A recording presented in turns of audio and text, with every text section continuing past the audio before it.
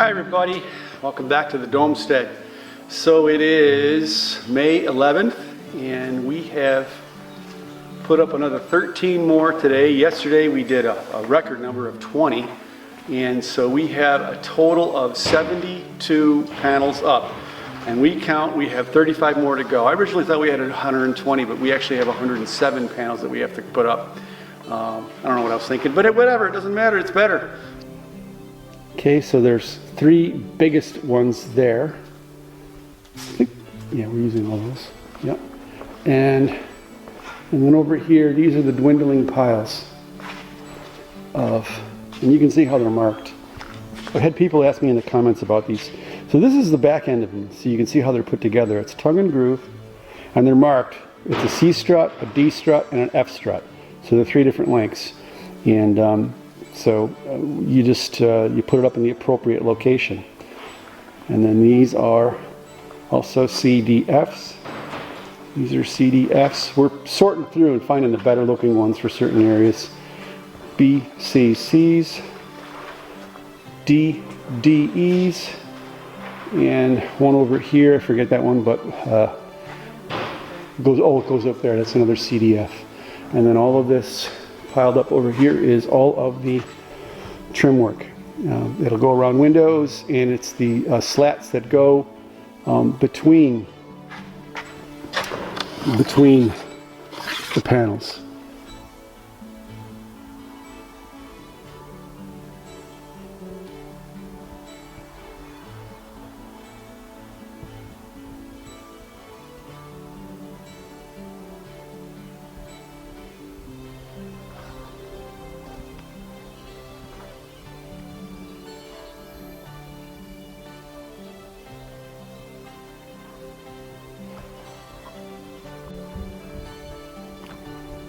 So this is the start of the fabrication of the interior services chase that goes along the inside of the riser wall. This is along the kitchen. This is the first one I need to get done because my local kitchen designer, she's coming out soon, and we're going to start doing some real serious thinking and measuring and designing. So I needed to get this thing in. Now it's not permanently fixed yet. It's in here loose. It's going to go in. It's going to go in plumb, so that when we mount cabinets to it, it's going to be great. It'll also be strapping across it as well.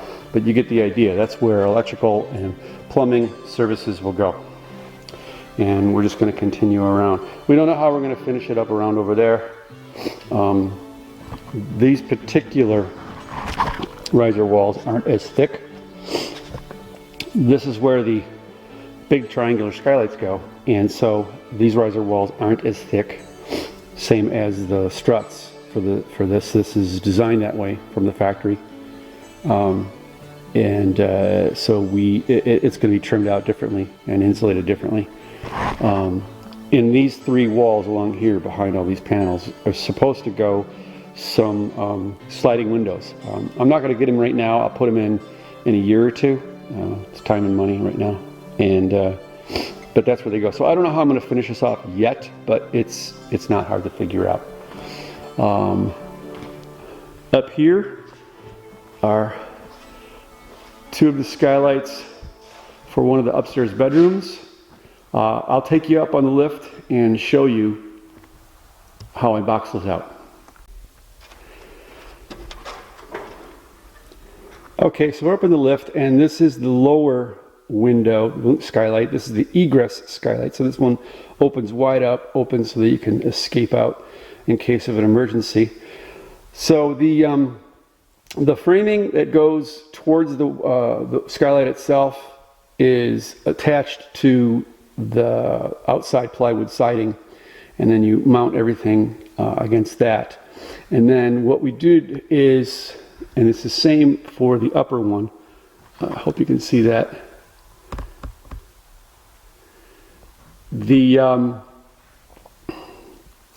And that one I have the styrofoam insulation in. So just like the super struts that came with the kit, I mimicked it essentially.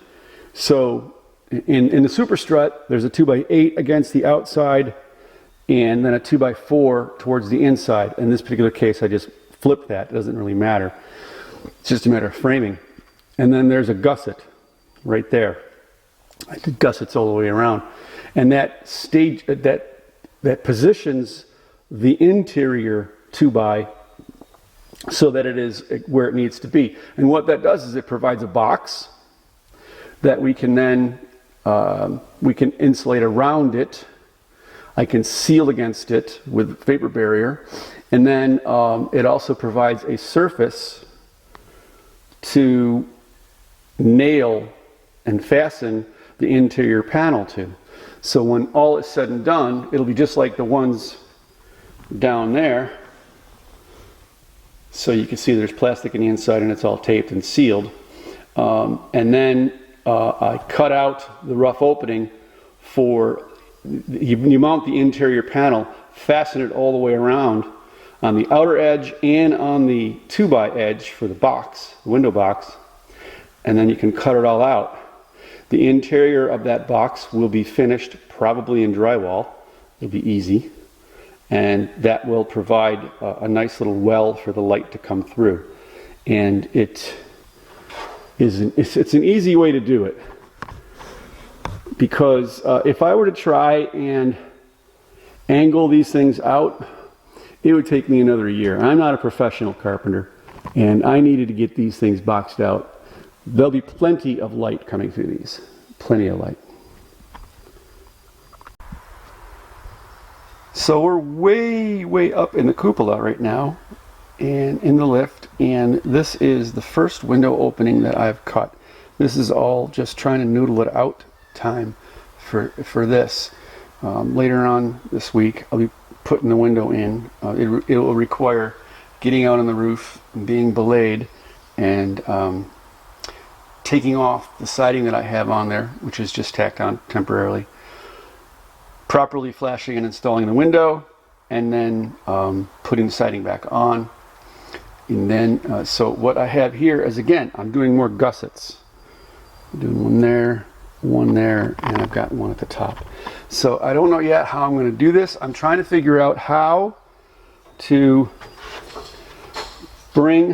change the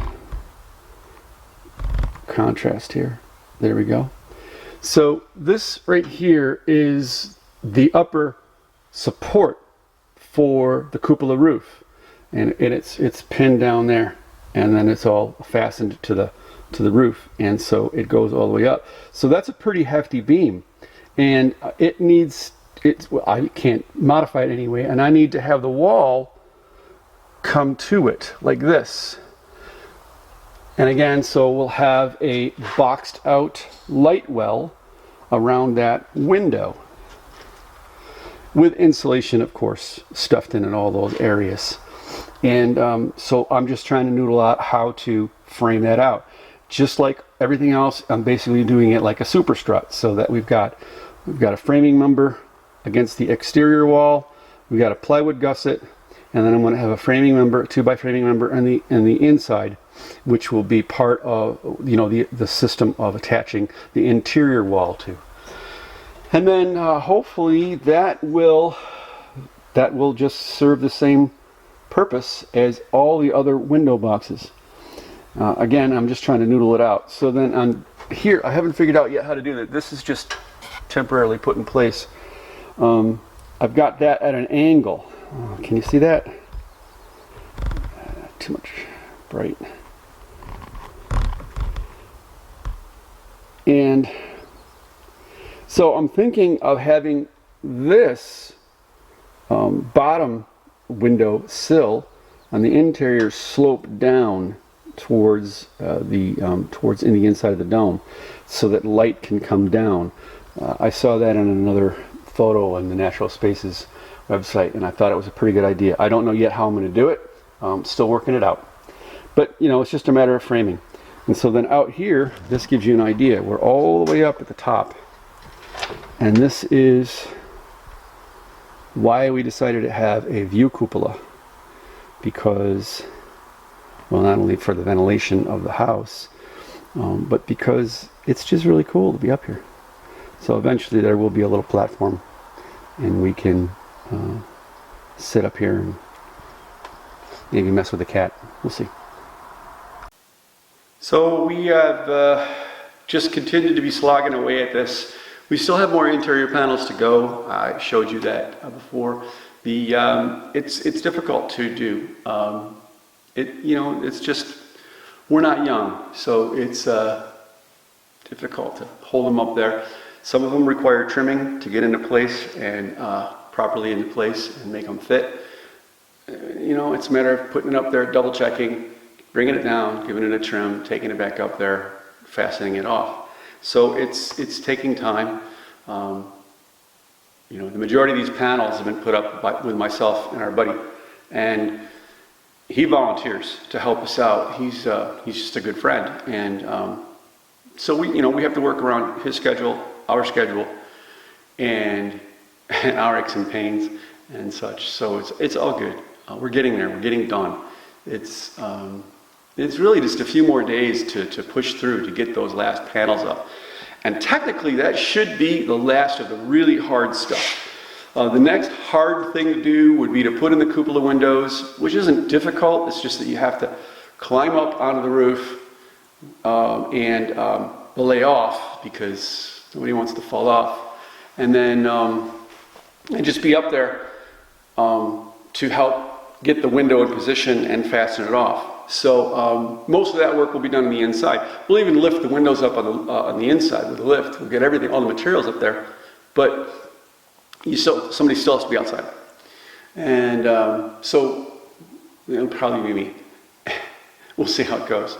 And then the only other heavy thing to do is in a few weeks we should be in the middle of framing out the interior walls. And there's a couple of pretty good sized glulam beams that are part of the plan to support the second floor. They're going to be a little heavy, but they only have to go up 8 feet. That's not difficult. And we will have the lift if we need to use that. And we have plenty of ladders and such. So we'll be able to use some of the machinery here to help lift things into place and not hurt ourselves, and be safe about it as well. The hard part about that is the plans are kind of vague about where some of the wall positions are. It's done that way on purpose, but it's okay. And then so I have an idea. Some of the details are there, and you just kind of fit it out and make it work. It's there's certain things that are rock solid in the floor already, like where the drains are, where the electric comes up, things like that. So we know where walls are going around that stuff. Once you have that located, then you can figure out where the rest of it goes. And then it's just a matter of determining, where you put the upper beams, which are all laid out in the plan. But because it's a dome and it's everything is a custom cut. Nothing is straight and square. Some of the walls will go up boom, boom, boom, but then to fit it to the dome, each cut is separate and special. So that'll take time. And then once I've got the framing up, we really should start to fly. We're going to be having the like I said before, the kitchen designer is she's coming the end of this week. We have an appointment to see her here. She's going to do basically a site visit. She has an idea of what we want. We have an idea of what we want, but it's a matter of I need to get her here, get her eyes on this, so that we can really come to grips with the fact that we've got so much wood, and how do we want to deal with that. I'm really not a fan of painted cabinets. It's not my favorite thing, but we're awash in wood right here, so we need to figure out how we can contrast or complement this particular style. And I'm going to rely on her expertise to help bring some suggestions to the table. And then, what else? We're really at the point where once we get these interior panels up, things really should start to move. I'll be placing the order for lumber delivery beginning of the week. I don't know when it's going to arrive. I don't even know what it's going to cost. I've decided not to cry about it. I've decided to try not to cry about it. Price of lumber is going up every other week, and it's not the lumber yards that are making the profit. The local suppliers are not making the profit off these things. It's their producers. That's where the money is going right now. They're making a killing right now. It is what it is. So I don't have a choice. I have to get it. I have to build this house. Then I'm waiting on one door to come in, the replacement door. The replacement of the door that was crap, and so that should be coming in a few weeks, and then we will get that installed. Once I get a shit ton of lumber here, then we can start to really start framing. I can also start framing out for the extensions, for the bedroom extension and for the entrance extension. We can start framing out those interior walls for that passive style. I've got that sorted out and how to figure that too. And then the hardest part again is marrying that up to where it connects to the dome, because that's all wonky. And so you've got this straight wall coming in, and then it's got to come against this multifaceted, goofy arch, and I'm still sorting out how I'm going to do that. I'm probably going to basically take some of the goofiness out of that arch when I frame that up. But again, all custom cutting.